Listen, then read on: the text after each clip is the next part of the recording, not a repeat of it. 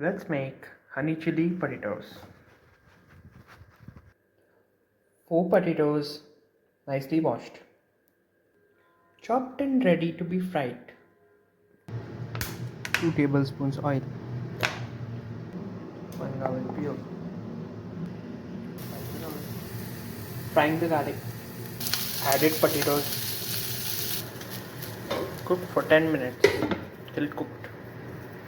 Now let's add spices and salt to taste. Adding salt to taste.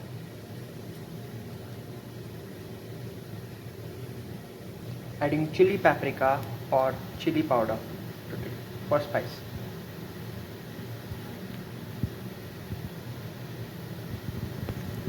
Curry powder here is an exceptional case. If you want to add it, you can. Adding 2 tablespoons honey. Adding oregano for nice flavoring. After adding, toss it well and it should be ready. Thanks for watching.